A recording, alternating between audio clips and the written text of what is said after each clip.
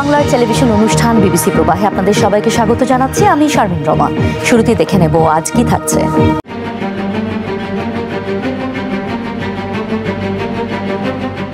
ভারত আর পাকিস্তানের মধ্যে গত কয়েকদিনে চলা সংঘর্ষের সময় আলোচনার একটা বড় অংশ জুড়ে ছিল দুই দেশের আকাশ প্রতিরক্ষা ব্যবস্থা বা এয়ার ডিফেন্স সিস্টেম। আকাশ প্রতিরক্ষা ব্যবস্থা এমন এক ধরনের সামরিক ব্যবস্থা যা শত্রু বিমান, ক্ষেপণাস্ত্র, ড্রোন ও আকাশপথে আসা অন্যান্য হুমকি থেকে নিজেদের আকাশসীমাকে রক্ষা করে। রেডার, সেন্সর, ক্ষেপণাস্ত্র ও গান সিস্টেম ব্যবহার করে আকাশপথে আসা হুমকিকে চিহ্নিত ও ট্র্যাক করা এবং পাল্টা প্রতিক্রিয়া জানানো হয় এই ব্যবস্থার মাধ্যমে।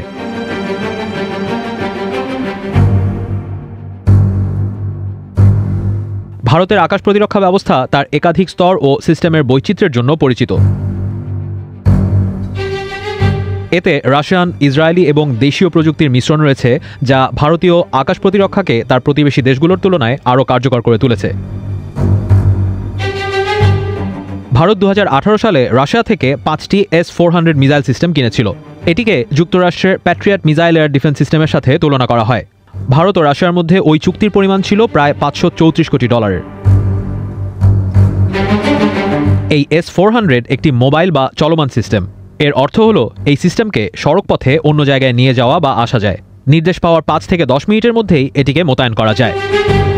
প্রতিরক্ষা বিশেষজ্ঞ রাহুল বেদি বিবিসি হিন্দিকে বলেছেন, ভারত রাশিয়া থেকে কেনা S-400 মিসাইল সিস্টেম ব্যবহার করে জম্মু, পাঠানকোট আর উধামপুরে পাকিস্তানি হামলা প্রতিহত করেছে।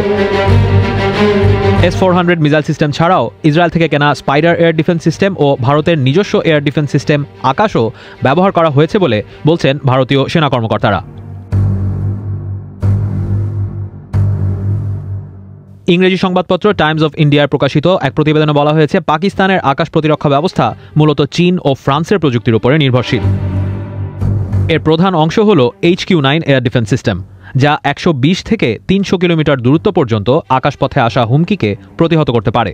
এছাড়া ফ্রান্স থেকে আমদানি করা স্পাডা এয়ার ডিফেন্স সিস্টেম বিমান ঘাঁটি এবং অন্যান্য গুরুত্বপূর্ণ স্থানের সুরক্ষার জন্য একচেটিয়াভাবে ব্যবহার করা হয়।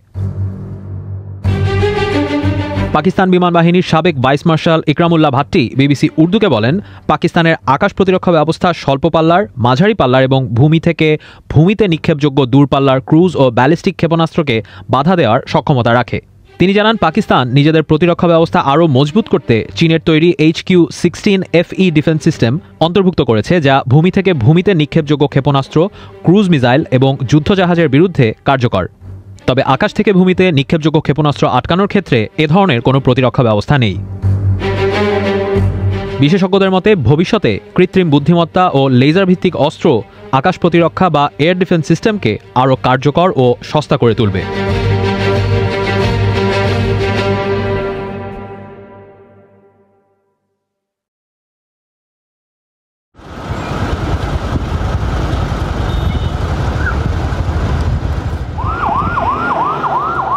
শনিবার 10ই মে ভারত আর পাকিস্তান যুদ্ধবিরতি ঘোষণা করলেও জম্মু ও কাশ্মীরের পুঞ্চ অঞ্চলের অনেক মানুষের কাছে তা অনেকটাই অর্থহীন। কারণ আগের 3 দিনে দুই দেশের মধ্যে চলা সংঘর্ষে এই অঞ্চলের অনেকেই তাদের কাছের মানুষ হারিয়েছেন। रात को हम सोए हुए थे, पब्लिक सोई हुई थी, तो रात को शेलिंग स्टार्ट हो गई। तो अर्ली इन द मॉर्निंग लोग एज यूजुअल अपनी रूटीन के तौर पे निकले, काम पे निकले, उनको था कि भाई अब ठीक हो जाएगा, लेकिन शेलिंग चल रही थी। तो ये क्या कर रहे थे कि ये बच्चों को इस दुकान से अंदर, ये अंदर इनका जो है दूर अंदर तक डीप है, एक किस्म का ये बेसमेंट है। तो ये बच्चों को, फैमिली को उधर अंदर डाल रहे थे कि अब शेलिंग स्टार्ट हो गई है, सिटी पे जो है वो शेल्स गिरना शुरू हो गए। तो जब इन्होंने बच्चों को अंदर डालने की कोशिश की तो उसी वक्त जो है यहाँ पे आके शेल गिरता और ये स्प्लिंटर्स अंदर जाते हैं, तो वो उनकी भी अंदर ही ऑन स्पॉट डेथ हो गई। আমরিক সিং পুঞ্চে একটি দোকান চালাতেন। তার মৃত্যু তার পরিবার এখনো মেনে নিতে পারছে না। हमारे साथ हुआ, भगवान किसी के साथ ना करे ऐसा, कुछ भी हो जाए, लेकिन वो भाई हमें नहीं मिल सकता। वो ऊपर रहता था, उसने बच्चों को इकट्ठा किया, सीधे बड़ा जल्दी नीचे आओ, मैं बेस में ले जाता हूँ आपको अंदर। मेरे को भी बोलने लगा अभी नीचे आ जाओ। मैंने बोला ठीक है। वो तीनों चारों को ले गया, उसने शटर उठाया, अंदर ले गया उनको। उस सामान साफ करते करते अचानक फिर इधर झांक के ब्लास्ट हो गया और शटर फाड़ के वो अंदर चला। हम उनको नहीं बचा पाए, वो हमें बचा रहे थे, सोच रहे थे हमारे बच्चे बच जाएं किसी तरीके से। हमें क्या पता था कि कुछ हो जाएगा 2 मिनट में। तो पता नहीं कौन सा जस्टिस ले रहे हैं, मुझे कोई समझ नहीं आ रही है। पहलगाम वालों को उनको जस्टिस देने के लिए वहां पे ये मिशन सिंदूर रख दिया, अब हमारे लिए कौन सा मिशन रखोगे? हमारे लिए भी कोई मिशन करेंगे क्या? हमारे पापा की यहाँ पे डेड बॉडी पड़ी हुई है और शेलिंग हुई जा रही है, शेलिंग स्टार्ट हुई है, कोई हमें कोई पता नहीं हमारी प्रोटेक्शन की, कोई हम सोच रहे हैं चलो एक पर्सन चला गया, अब और भी जाएंगे। मेरी मम्मा बैठे हुए हैं, मेरी फैमिली आई हुई है। इस चीज की फीलिंग उस इंसान को समझ आएगी ना जिसके घर से पर्सन जाएगा। যে বিস্ফোরণে অমরিক সিং মারা গিয়েছিলেন সেটিতে তার প্রতিবেশী রঞ্জিত সিং এরও মৃত্যু হয়। यहाँ मेरा भैया गिरा हुआ था, मैंने उसको उठा के मैंने सीधा किया, तो तब तक उसका मतलब वो शरीर थोड़ा अभी गर्म था। उठा के मैंने अपने घर के पास ले गया, एक पड़ोसी ने भी पकड़ा, एक तरफ से मैंने पकड़ा, तो उसने सिर्फ 2 सांसें ली, उसके बाद उसकी मौके पे डेथ हो गई। हमने वो देखी नहीं है जंगें जो पहली हुई थी। बोलते हैं कि उस टाइम इतनी शेलिंग नहीं हुई जो कि आज रात को जो शेलिंग हुई।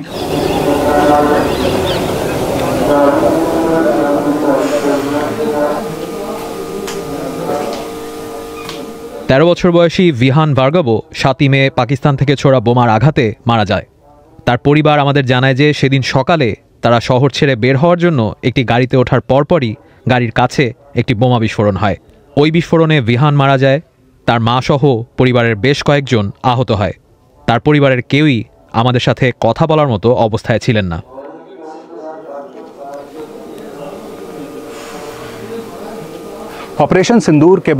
অপারেশন সিন্দুর শুরু হওয়ার পর পাকিস্তানের পাল্টা জবাবে সবচেয়ে বেশি ভুগতে হয়েছে পুঞ্চের বাসিন্দাদের, যারা নিজেদের কাছের মানুষ হারিয়েছেন।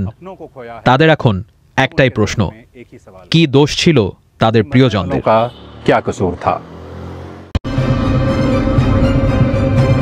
2025 সালের 7 মে বুধবারের প্রথম প্রহরে পাকিস্তানের বিরুদ্ধে বড় ধরনের সামরিক অভিযান চালায় ভারত। এই অভিযানকে নাম দেওয়া হয় অপারেশন সিঁদুর। এতে অংশ নেয় ভারতের প্রায় 80টি যুদ্ধবিমান, ড্রোন ও মিসাইল।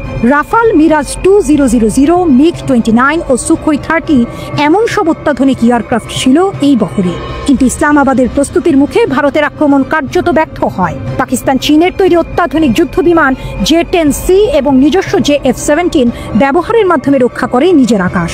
ভারতের ফ্রন্ট লাইন আক্রমণ ভেঙে পড়ে। সেদিন আকাশেই ধ্বংস হয়ে যায় ভারতের 3টি রাফাল সহ মোট 5টি যুদ্ধবিমান। এই আকাশ যুদ্ধকে দক্ষিণ এশিয়ার সবচেয়ে বড় আকাশ যুদ্ধ বলে বর্ণনা করেছে মার্কিন সংবাদ মাধ্যম CNN।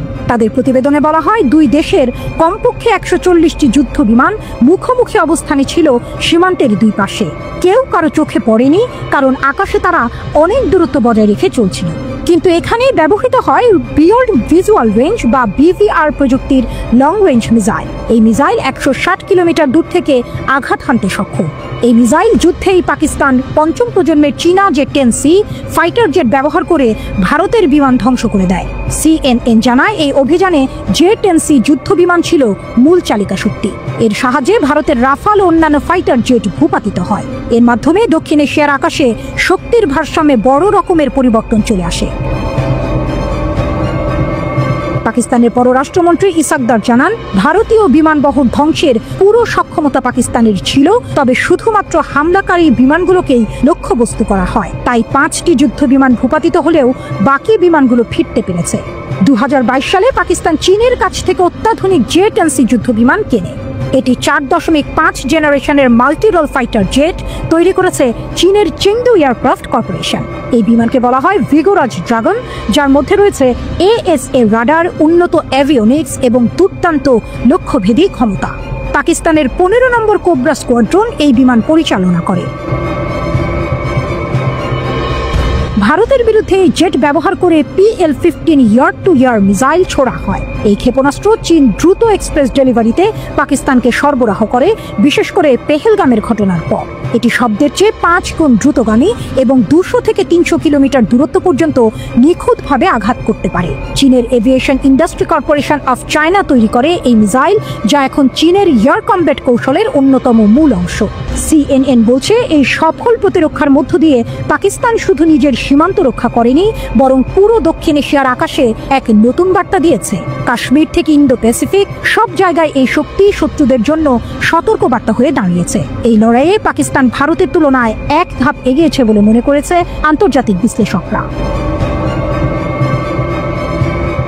পাকিস্তান প্রমাণ করেছে এটি এখন শুধু একটি পারমাণবিক শক্তিধর দেশ নয়, বরং আধুনিক প্রযুক্তি, দূরপাল্লার ক্ষেপণাস্ত্র এবং যুদ্ধ বিমানের মিশ্রণে একটি দুর্ধর্ষ আকাশ শক্তিও। আর ভারতের জন্য এই পরাজয় শুধু একদিনের যুদ্ধহানির ব্যর্থতা নয়, এটি একটি বড় কৌশলগত ধাক্কা। পাকিস্তানকে তবে এশিয়ার নতুন সুপার পাওয়ার?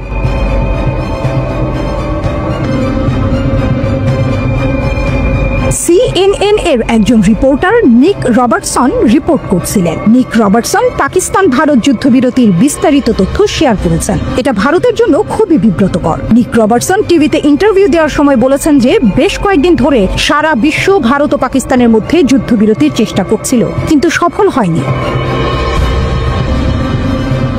এরপর ভারত পাকিস্তানের এয়ারবেজে হামলা করে। ভারতীয় হামলার পর পাকিস্তান ভারতের ওপর অবিরাম ক্ষেপণাস্ত্র বর্ষণ করে এবং পাকিস্তানি ক্ষেপণাস্ত্র হামলার পর ভারত আলোচনার টেবিলে বসতে বাধ্য হয় এবং পাকিস্তানের ক্ষেপণাস্ত্র হামলায় ভারতকে পিছু হটতে বাধ্য করে। আমেরিকার পররাষ্ট্র দপ্তর সৌদি আরব ও তুর্কি কর্মকর্তাদের সাথে যোগাযোগ করে। সৌদি ও তুর্কি কর্মকর্তাদের সাথে যোগাযোগের পর কূটনৈতিকভাবে বিষয়টি সমাধান হয় এবং যুদ্ধবিরতি সম্ভব হয়। ভারতে যুদ্ধবিরতি চেয়েছিল। ভারত কখনোই আশা করেনি যে পাকিস্তান এত নির্মমভাবে পেছন থেকে জবাব দেবে এবং তারা হতবাক হয়ে যায়। ভারতের দীর্ঘকাল ধরে লালিত আকাশ আধিপত্যের স্বপ্ন, যা অনন্য স্পেকট্রা ইউগ্লো ব্যবস্থা এবং কয়েক দশকের ফরাসি প্রকৌশল দ্বারা সমর্থিত, অবশেষে ভূপাতিত হয়েছে। ভারতের জন্য এক অস্বস্তিকর ও বিব্রতকর পরিস্থিতি তৈরি হয়েছে, যা এখন শুধু দক্ষিণ এশিয়ার নয়, বরং বিশ্ব রাজনীতির আলোচ্য বিষয়।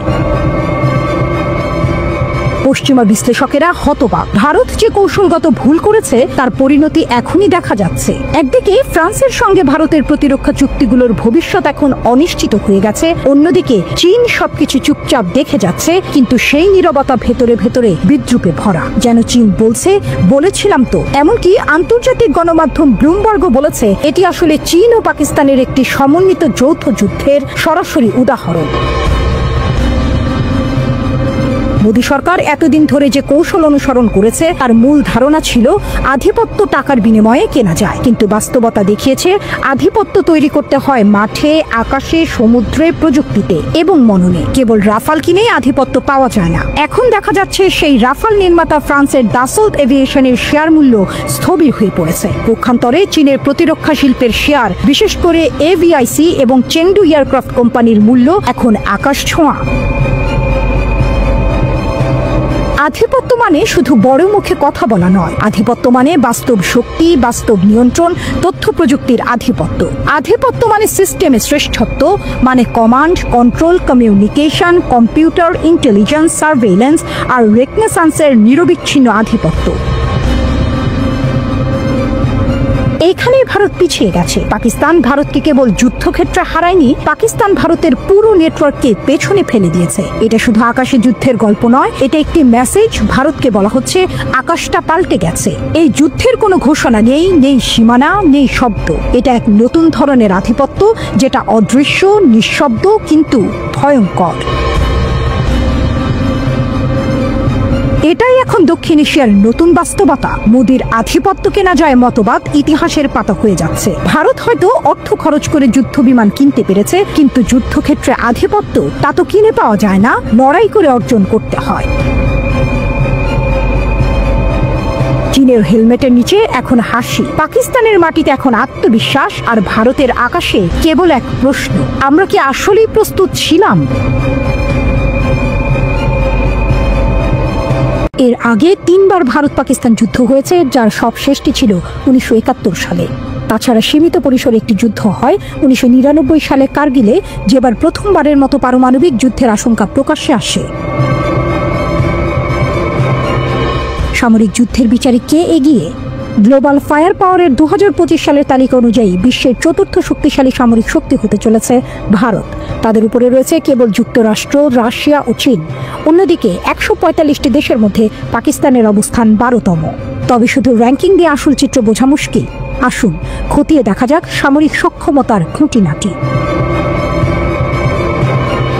কার সৈন্য বেশি? Swedish think tank Stockholm international piece research ইনস্টিটিউটের 2024 সালের প্রতিবেদন বলছে ভারত প্রতিরক্ষা খাতে পাকিস্তানের চেয়ে 9 গুণ বেশি খরচ করেছে। 2025 সালে ভারতের প্রতিরক্ষা বাজেট প্রায় $86 বিলিয়ন, যেখানে পাকিস্তান 2024-25 অর্থ বছরে বরাদ্দ করেছে মাত্র $10 বিলিয়ন কিছু বেশি। সেনা সংখ্যার নিরিখেও ভারত এগিয়ে। তাদের সক্রিয় সেনা সংখ্যা 14.5 লাখের বেশি, যেখানে পাকিস্তানের 6.5 লাখের কিছু বেশি। রিজার্ভ সেনা ও আধা সামরিক বাহিনীর ক্ষেত্রেও ভারতের পাল্লা ভারী। স্থলযুদ্ধে কে শক্তিশালী? স্থলভাগের লড়াইয়ে বেশিরভাগ ক্ষেত্রেই ভারতের আধিপত্য দেখা যায়, তবে চমক আছে অন্যখানে। স্বয়ংক্রিয় কামান ও মাল্টিপল রকেট লঞ্চারের সংখ্যায় পাকিস্তান কিন্তু ভারতের চেয়ে এগিয়ে। পাকিস্তানের 662টি সেলফ প্রপালড আর্টিলারির বিপরীতে ভারতের কাছে আছে মাত্র 100টি। একইভাবে পাকিস্তানের 600টি মোবাইল রকেট প্রজেক্টরের তুলনায় ভারতের কাছে আছে 264টি। তবে ট্যাঙ্কের সংখ্যায় ভারত অনেক এগিয়ে।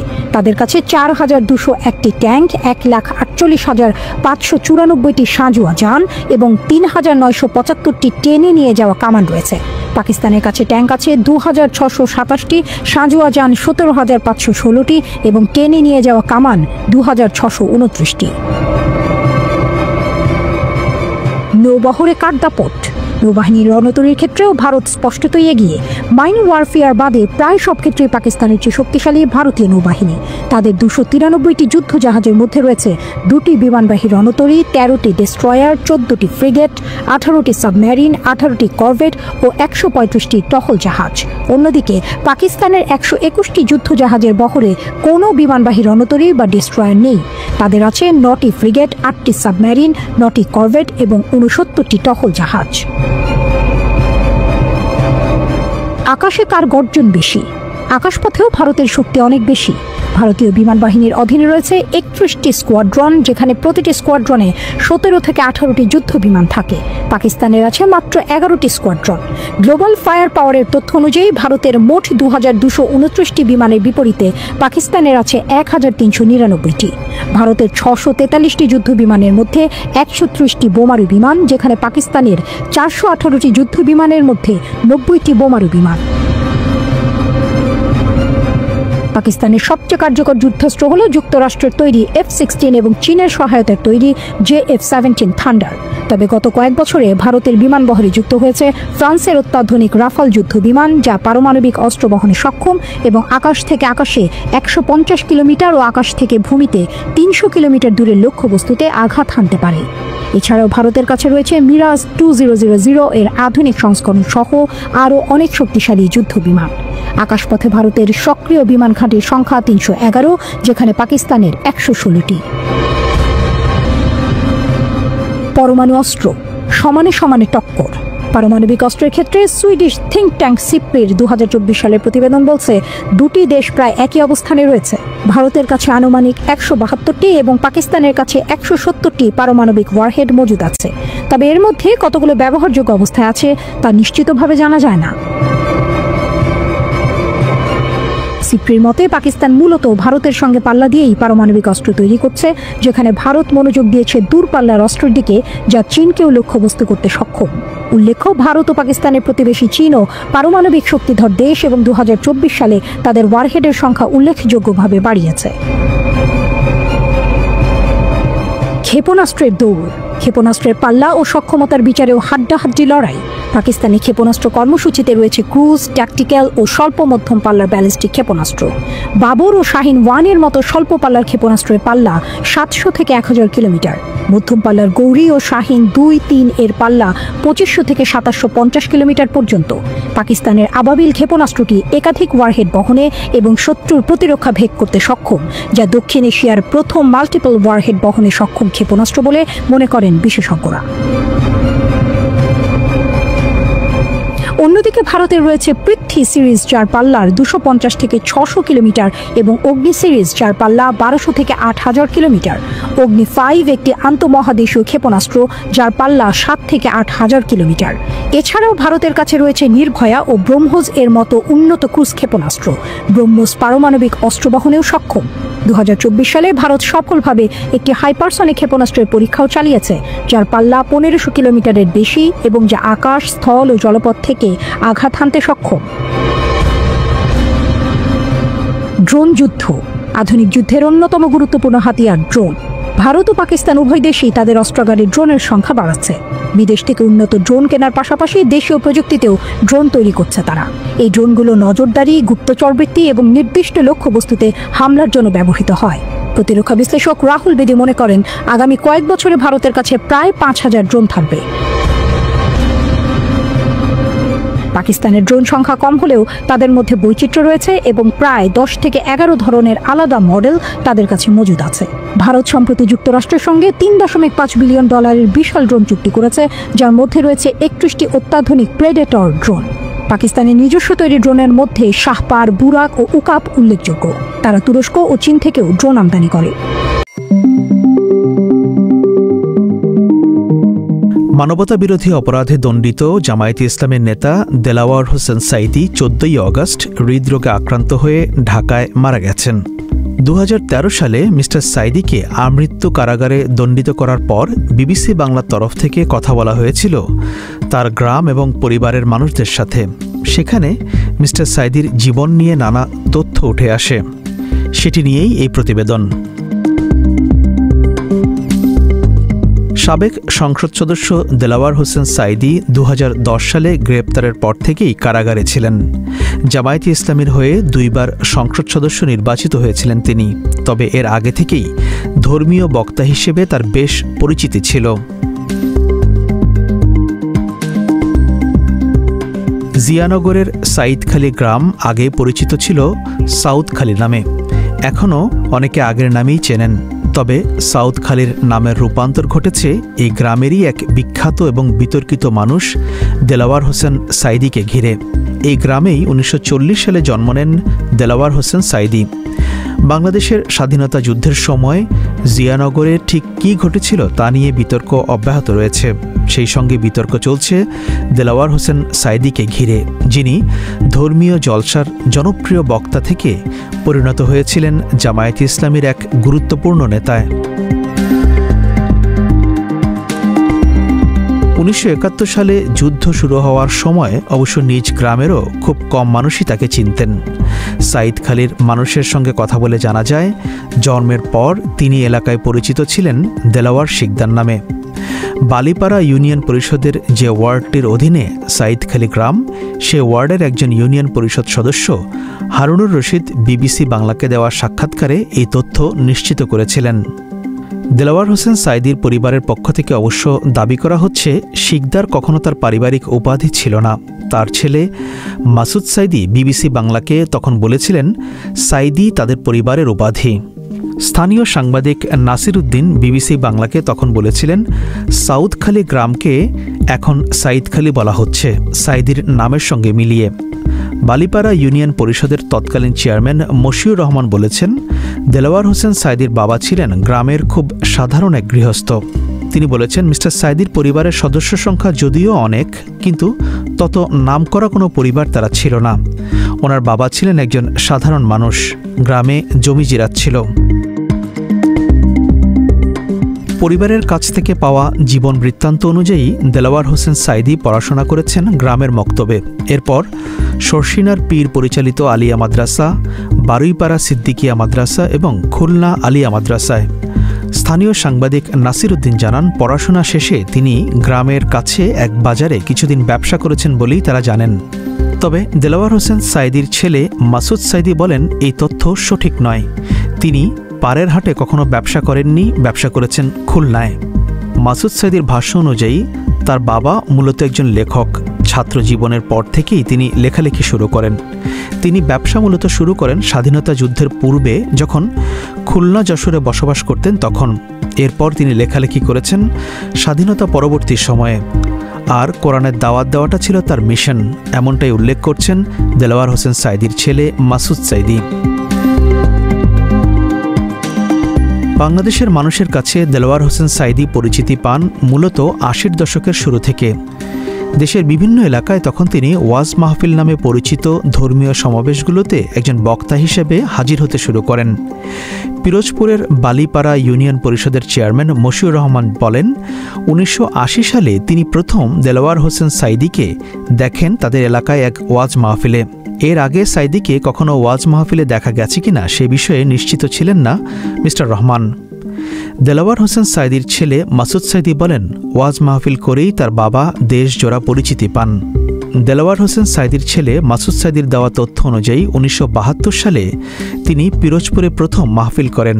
তারপর একের পর এক দেশের বিভিন্ন জায়গায় মাহফিল করতে থাকেন।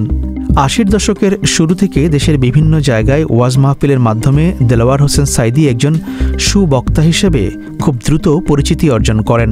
তার ধর্মীয় সমাবেশগুলোতে জনসমাগমও বাড়তে থাকে, কিন্তু একই সঙ্গে তিনি বাংলাদেশের মানুষের একটি অংশের কাছে বিতর্কিত হয়ে পড়েন তার নানা রাজনৈতিক মন্তব্য এবং জামায়াতে ইসলামের সঙ্গে ঘনিষ্ঠ সম্পর্ক প্রকাশ হয়ে যাওয়ার পর।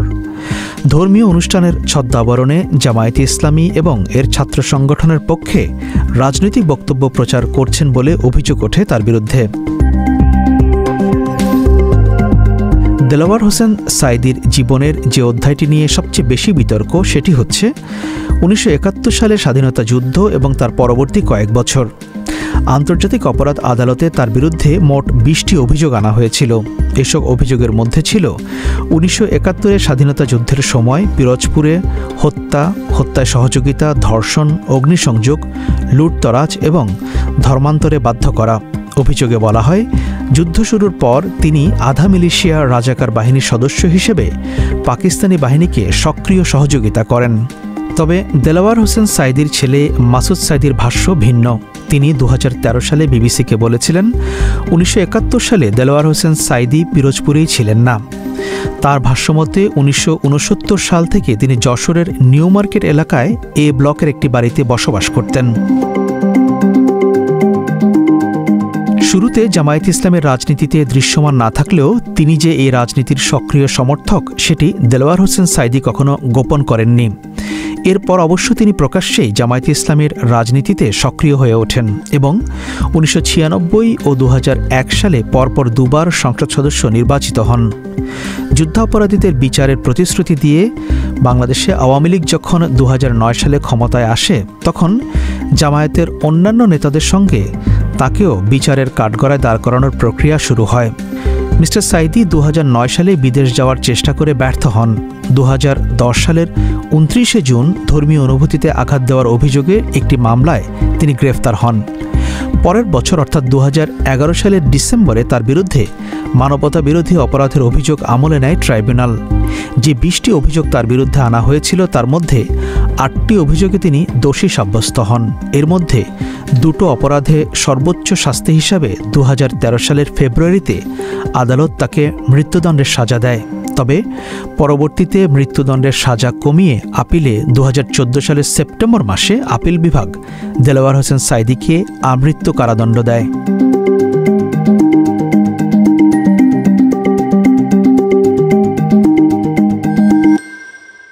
রেড ফোন কখনো সবসময় ভালো থাকে, ভালো থাকে তো আমারটা তো ভালো নেই, না আমারটা তো ভালো নেই, ভালো আছে। আমি যখন ফোন করছি না কোনোদিন দাবি নেই, আমি সেদিনও চেক করেছি। আপনারা যদি সত্য কথা না বলেন তাহলে তো চলবে না।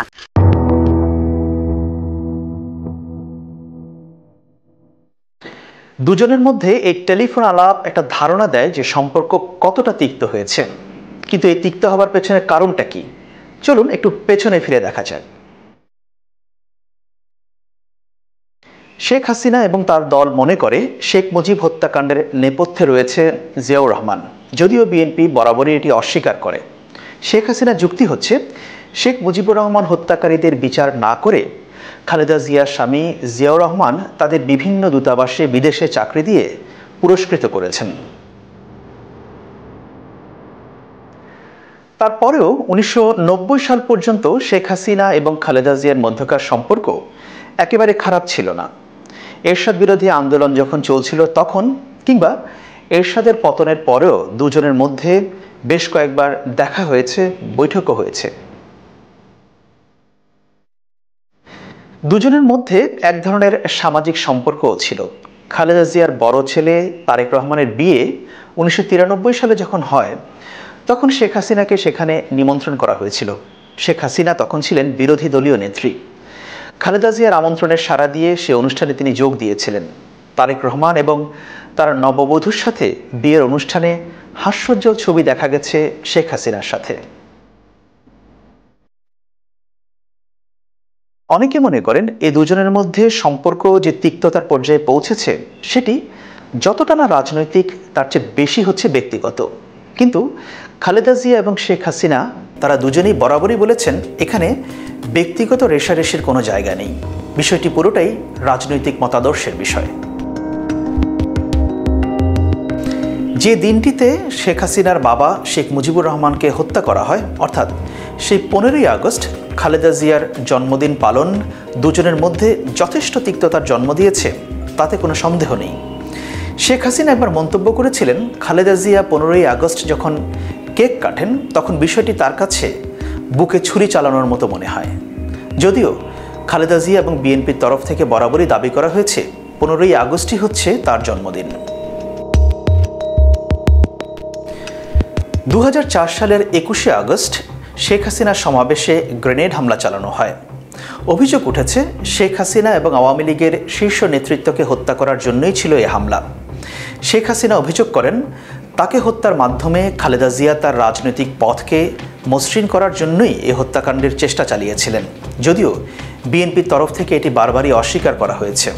কিন্তু এই বিষয়টি নিয়ে কোনো সুষ্ঠু তদন্ত না হওয়ায় এই অভিযোগ আরও জোরালো হয়েছে তৎকালীন বিএনপি সরকারের বিরুদ্ধে। 2009 সালে আওয়ামী লীগ সরকার ক্ষমতায় আসার পর খালেদা জিয়াকে তাঁর সেনানিবাসের বাড়ি থেকে সরিয়ে দেবার উদ্যোগ নেওয়া হয়। বিষয়টিকে চ্যালেঞ্জ করে খালেদা জিয়া আদালতেও গিয়েছিলেন, কিন্তু তাতে কোনো লাভ হয়নি। আদালতের রায় সরকারের পক্ষেই আসে। তারপরেও খালেদা জিয়া অভিযোগ করেন আওয়ামী লীগ সরকার তথা শেখ হাসিনা তার ব্যক্তিগত প্রতিহিংসা থেকেই খালেদা জিয়াকে বাড়ি থেকে উচ্ছেদ করেছেন। 2014 সালের 5ই জানুয়ারি নির্বাচনের আগে গণতন্ত্রের অভিযাত্রা নাম দিয়ে এক কর্মসূচির ডাক দেয় বিএনপি। গোপালগঞ্জ জেলার নামই বদলে যাবে, বুঝছেন? গোপালগঞ্জ আর থাকবে না। বিএনপির এই কর্মসূচিকে বানচাল করার জন্য সরকারের দিক থেকে খালেদা জিয়ার বাড়ির সামনে বালু ভর্তি ট্রাক দিয়ে প্রতিবন্ধকতার সৃষ্টি করা হয়।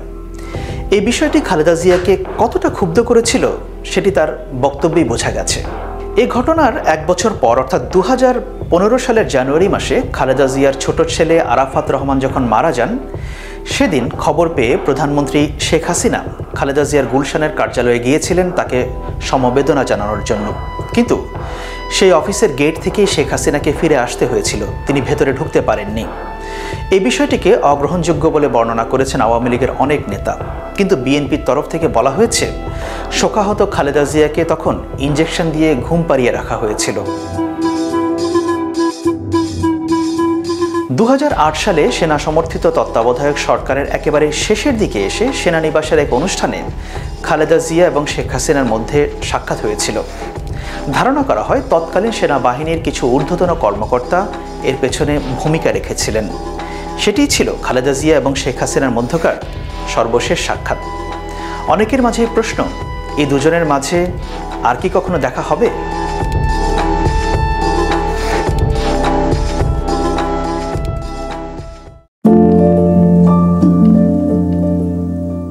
মক্কা ও মদিনার পর জেরুজালেমের আল আকসা মসজিদকে ইসলামের তৃতীয় গুরুত্বপূর্ণ ধর্মীয় স্থান হিসেবে বিবেচনা করা হয়। প্রতি বছর ফিলিস্তিন এবং পৃথিবীর বিভিন্ন দেশ থেকে হাজার হাজার মুসলিম আসেন এই মসজিদ প্রাঙ্গণে। মসজিদটি ফিলিস্তিনি প্রতিরোধের প্রতীক হিসেবেও দেখা হয়। গত কয়েক বছর ধরে আল আকসা প্রাঙ্গণে ইসরায়েলি বাহিনী ও ফিলিস্তিনিদের মধ্যে সংঘর্ষ ও সহিংসতার ঘটনা ঘটেছে। কিন্তু এই এলাকাটি এত স্পর্শকাতর কেন? এর জন্য ফিরে তাকাতে হবে এর ইতিহাসের দিকে। আল আকসা চত্বরে রয়েছে বেশ কয়েকটি স্থাপনা, যার কোনোটি মুসলমানের জন্য, কোনোটি ইহুদিদের জন্য, আবার কোনোটি খ্রিস্টানদের জন্য গুরুত্বপূর্ণ। আর সবগুলো স্থাপনার সঙ্গে জড়িয়ে আছে 3টি ধর্মের ইতিহাস।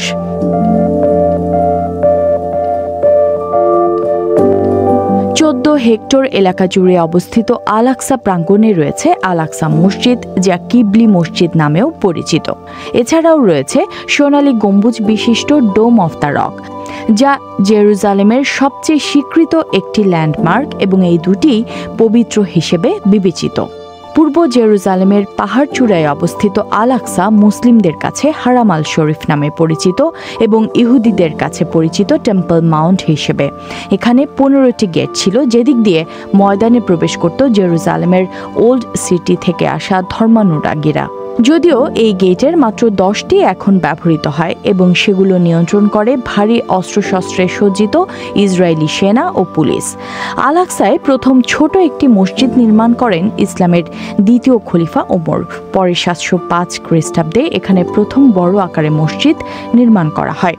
2 দফা ভূমিকম্পে 2বার ধ্বংস হয়ে গেলে তা পরে পুনর্নির্মাণ করা হয়। কয়েকবার সংস্কার কাজও করা হয়। জেরুজালেমের ওল্ড সিটির দক্ষিণ পূর্ব কোণে অবস্থিত আল আকসার ডোম অফ দ্য রক শহর জুড়ে দৃশ্যমান। বাইরের দেয়াল সহ 1,44,000 বর্গমিটারের এই স্থাপনায় রয়েছে মসজিদ, নামাজের ঘর, উঠান ও ধর্মীয় বিভিন্ন স্থাপনা। আরবি ভাষায় আল আকসার 2টি অর্থ রয়েছে। সবচেয়ে দূর, যা মক্কা থেকে এর দূরত্বকে বোঝায়। ইসলামের পবিত্র গ্রন্থ কোরআনে এই বিষয়ে উল্লেখ করা হয়েছে এবং সর্বোচ্চ হিসেবেও মুসলিমদের কাছে এর মর্যাদা ও গুরুত্বের কথা তুলে ধরা হয়েছে। আল আকসা মসজিদটি মসজিদুল আকসা বা বাইতুল মুকাদ্দাস নামেও পরিচিত মুসলিমদের কাছে। মুসলমানরা বিশ্বাস করেন নবী মুহাম্মদ মিরাজের রাতে কাবা শরীফ থেকে প্রথমে আল আকসায় এসেছিলেন এবং মিরাজে গমনের আগে এখানে সব নবীদের সঙ্গে নামাজের সময় ইমাম হিসেবে নামাজ আদায় করেন। এই প্রাঙ্গণের যেমন ধর্মীয় গুরুত্ব রয়েছে, এর পাশাপাশি ফিলিস্তিনি জনগণের সংস্কৃতি ও জাতীয়তার প্রতীকও এটি। সোনালী গম্বুজের ডোম অফ দ্য রক সারা বিশ্বের মুসলমানদের কাছে স্বীকৃত এবং এই স্থানে প্রার্থনা করতে আসতে পারা একটি বড় সুযোগ বলে মনে করেন মুসলিমরা। বর্তমান সীমানাগুলো তৈরি হবার আগের বছরগুলোতে সেই পুরনো আমলে মুসল্লিরা পবিত্র শহর মক্কা ও মদিনার উদ্দেশ্যে যাত্রা করলেও সেই সফরে জেরুজালেমকেও অন্তর্ভুক্ত করতেন। আল আকসার বিস্তীর্ণ প্রাঙ্গণ এখনও হাজার হাজার ধর্মানুরাগীকে আকৃষ্ট করে, যারা প্রতি শুক্রবার জামাতে নামাজের জন্য জড়ো হন। আল আকসা প্রাচীনতম মসজিদগুলোর একটি। মিরাজের রাতে এই মসজিদেই নামাজ আদায় করেছিলেন নবী মুহাম্মদ সাল্লাল্লাহু আলাইহি ওয়াসাল্লাম। মক্কায় হজ ও উমরা পালনের আগে আল আকসা ছিল মুসলিমদের কাছে প্রধান ধর্মীয় স্থান। ইহুদিরা বিশ্বাস করে টেম্পল মাউন্টেই তাদের পয়গম্বর আব্রাহাম তার পুত্র ইসমাইলকে উৎসর্গ করার জন্য নিয়ে এসেছিলেন। এখানে উল্লেখ্য, ইহুদিদের পয়গম্বর আব্রাহাম ইসলাম ধর্মে নবী ইব্রাহিম হিসেবে পরিচিত। ইহুদিরা বিশ্বাস করে এখানেই ছিল ইহুদিদের প্রথম ও দ্বিতীয় পবিত্র উপাসনালয়। তারা মনে করে 3000 বছর আগে রাজা সোলেমান এখানে প্রথম উপাসনালয় নির্মাণ করেছিলেন, যেটি ধ্বংস করেছিল বেবিলনীয়রা। আর দ্বিতীয় উপাসনালয়টি 70 খ্রিস্টাব্দে রোমান বাহিনী ধ্বংস করে দেয়। এখানে একটি খ্রিস্টান ব্যাসিলিকাও ছিল, যা একই সাথে ধ্বংস হয়। সেই উপাসনালয়ে শুধুমাত্র পশ্চিম দিকের দেয়ালটি এখনও টিকে আছে এবং এটি ইহুদিদের প্রার্থনার স্থান।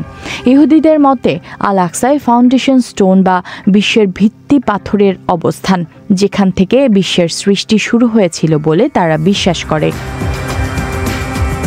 অন্যদিকে খ্রিস্টানরা মনে প্রাণে বিশ্বাস করে এটাই সেই জায়গা যেখানে যীশু খ্রিস্ট ক্রুশবিদ্ধ হয়েছিলেন আর এখানকার গুহাতেই তার দেহ রাখা হয়েছিল।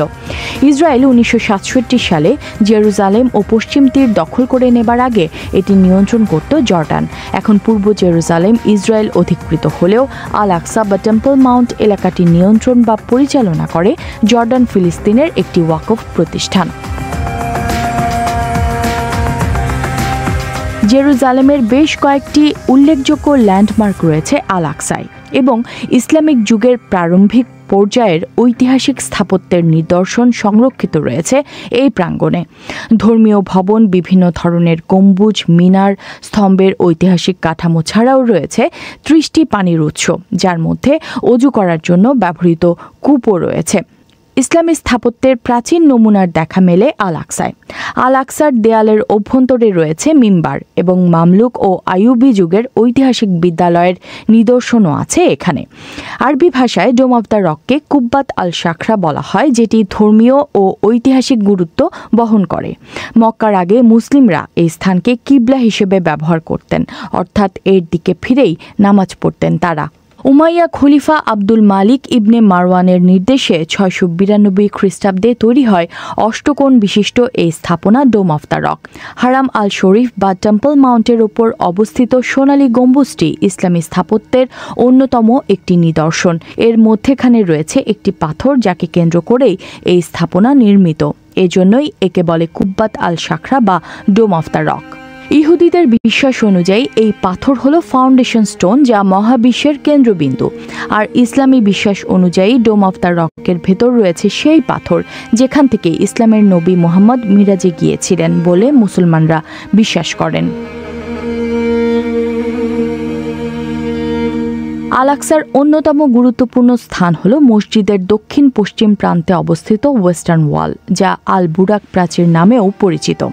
Moroccan gate O prophet gate বা বাব আল নাবি গেটের মাঝখানে রয়েছে প্রাচীরটি, এবং এই এলাকায় একটি ছোট মসজিদও রয়েছে যা বুরাক মসজিদ নামে পরিচিত, যেটা 1307 থেকে 1336 খ্রিস্টাব্দের মধ্যে নির্মিত হয়েছিল।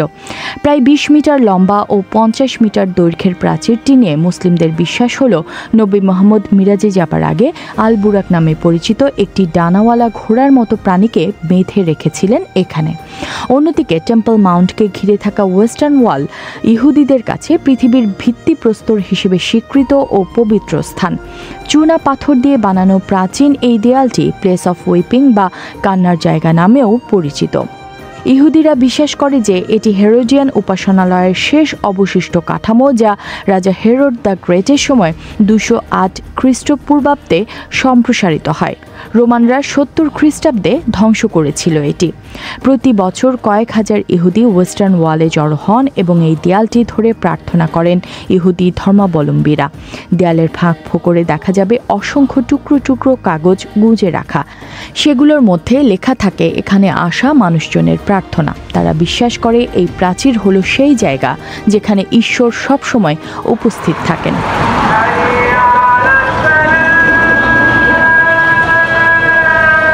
আল আকসা মসজিদ কোনো একক মসজিদ নয়। আল আকসা মসজিদ মানে কিবলি মসজিদ, মারওয়ানি মসজিদ ও বুরাক মসজিদের সমন্বয়। রূপালী গম্বুজ বিশিষ্ট আল কিবলি মসজিদটি আল আকসার দক্ষিণ প্রাচীরের দিকে রয়েছে এবং এটি এই প্রাঙ্গণে মুসলমানদের নির্মিত প্রথম ভবন। এটা এখানকার সবচেয়ে উল্লেখযোগ্য স্থাপনাগুলোর মধ্যে একটি এবং এখানে মুসল্লিরা নামাজ পড়েন একজন ইমামের নেতৃত্বে। মুসলমানরা 638 খ্রিস্টাব্দে যখন জেরুজালেমে প্রবেশ করে তখন ইসলামের দ্বিতীয় খলিফা ওমর বিন আল খাত্তাব এবং তার সঙ্গীরা মসজিদ নির্মাণের নির্দেশ দেন। তখন কিন্তু এলাকাটি অবহেলিত ছিল। এটা প্রথমে একটা সাধারণ ভবন ছিল, কাঠের গুঁড়ির ওপর ভিত্তি করে যেটার কাঠামো নির্মাণ করা হয়েছিল। কিন্তু বর্তমানে মসজিদটির যে কাঠামো দেখা যায় তা প্রথম নির্মিত হয়েছিল উমাইয়া খলিফা আব্দুল মালিক ইবনে মারওয়ানের আমলে 8ম শতাব্দীর শুরুতে। বেশ কয়েকবার ভূমিকম্পে ক্ষতিগ্রস্ত হয়েছে মসজিদটি, যা পরে পুনর্নির্মাণ করা হয়। কয়েকবার সংস্কার কাজও করা হয়। এর শেষ সংস্কার কাজটি হয়েছিল অটোমান আমলে। সেই সময় সুলতান সুলেমান মসজিদ প্রাঙ্গণের বেশ কয়েকটি সাইট পুনরুদ্ধার করেছিলেন এবং সেখানে কার্পেট ও নানা ধরনের লণ্ঠন স্থাপন করেছিলেন। বর্তমানে আল কিবলি মসজিদের 9টি প্রবেশপথ রয়েছে। পাথর ও মার্বেলযুক্ত স্তম্ভের কাঠামোর উপর দাঁড়িয়ে আছে মসজিদটি। পাথরের স্তম্ভগুলো প্রাচীন। 20 শতকের গোড়ার দিকে যে সংস্কার কাজ হয়েছিল তখন মার্বেলগুলো যুক্ত করা হয়। 80 মিটার দৈর্ঘ্য ও 55 মিটার প্রস্থের এই মসজিদটিতে প্রায় 5,500 মুসল্লি নামাজ আদায় করতে পারেন।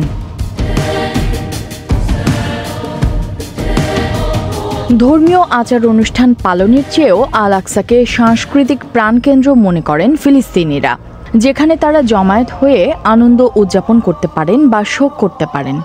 অনেক ফিলিস্তিনি ছোটবেলা থেকে মসজিদে নিয়মিত আসেন এবং তাদের কাছে আল আকসা দেশের সবচেয়ে স্বীকৃত প্রতীক। রমজান মাসে অনেকেই মসজিদে আসেন রোজা ভাঙার জন্য এবং শুক্রবার এখানে নামাজ আদায় করেন।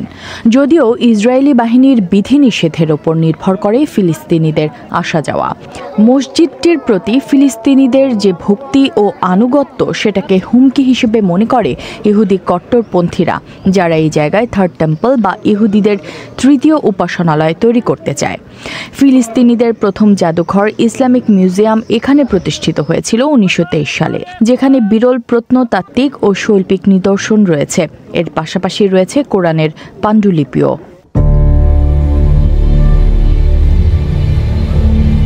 আল আকসা প্রাঙ্গণটি মুসলিম, ইহুদি ও খ্রিস্টান তিন ধর্মের মানুষের কাছেই পবিত্র স্থান। যুগ যুগ ধরে এই এলাকা ঘিরেই চলছে বিবাদ। বলা যায় ঐতিহাসিকভাবে এটি বিবাদের ইস্যু। ইসরায়েলি সরকারের সাথে সমঝোতা অনুযায়ী নানা বিধিনিষেধ ও শর্ত পূরণের মাধ্যমে শুধুমাত্র মুসলিমরাই আল আকসা মসজিদ প্রাঙ্গণে ঢুকে প্রার্থনা করতে পারেন। অন্যদিকে খ্রিস্টান ও ইহুদিরা আল আকসায় শুধু পর্যটক হিসেবে প্রবেশ করতে পারবেন। সপ্তাহে 5 দিন তাদের জন্য আল আকসা খোলা এবং দিনে 4 ঘন্টা সময় পাবেন ওই এলাকা ঘুরে দেখার জন্য। ইহুদি দর্শনার্থীরা নিয়ম অমান্য করে আল আকসায় প্রার্থনা করেছে, কেউ প্রকাশ্যে, কেউ বা মুসলিমের বেশে।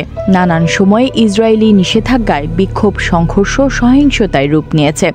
আল আকসায় সাবেক প্রধানমন্ত্রী এরিয়েল শেরনের এক বিতর্কিত সফরকে কেন্দ্র করেই শুরু হয়েছিল ফিলিস্তিনিদের দ্বিতীয় ইন্তিফাদা বা গণ অভ্যুত্থান, যাতে 4000-এরও বেশি লোক নিহত হয়েছিল বলে ধারণা করা হয়। সম্প্রতি আল আকসা মসজিদ প্রাঙ্গণে ইসরায়েলি পুলিশের সাথে ফিলিস্তিনিদের আবারও সংঘর্ষ হয়েছে। ফিলিস্তিনে সর্বশেষ এই সহিংসতার ঘটনা এমন সময়ে ঘটে যখন মুসলিমরা রমজান মাস এবং ইহুদিরা পাস ওভার হলিডে পালন করছিল।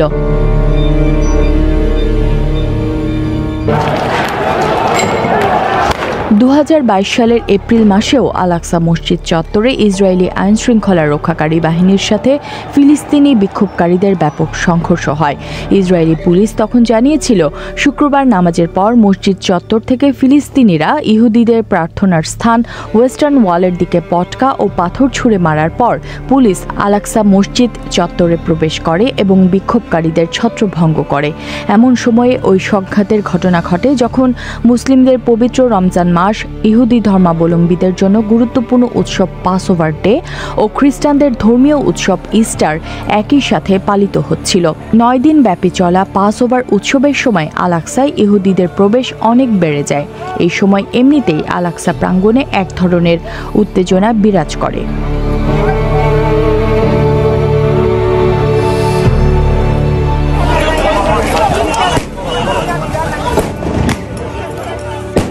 এর আগে 2021 সালের মে মাসে আল আকসা মসজিদ প্রাঙ্গণে সহিংসতার পর হামাস জেরুজালেমকে লক্ষ্য করে রকেট ছোড়ে এবং তার জের ধরে ইসরায়েলের সাথে সংঘাত শুরু হয়, যা 11 দিন ধরে অব্যাহত থাকে।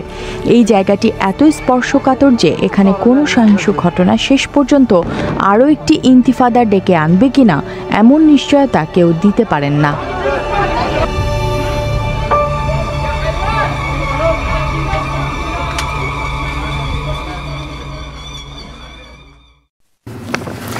আজ এ পর্যন্তই। সবসময় বিবিসি বাংলার সঙ্গে যুক্ত থাকুন আমাদের ইউটিউব, ফেসবুক, ইনস্টাগ্রাম ও এক্স হ্যান্ডেলে। এছাড়াও ভিজিট করুন বিবিসি বাংলার ওয়েবসাইট। বিবিসি প্রবাহের পরবর্তী পর্ব দেখার আমন্ত্রণ জানিয়ে আমি শারমিন রমা আজ এখানেই বিদায় নিচ্ছি। ভালো থাকুন।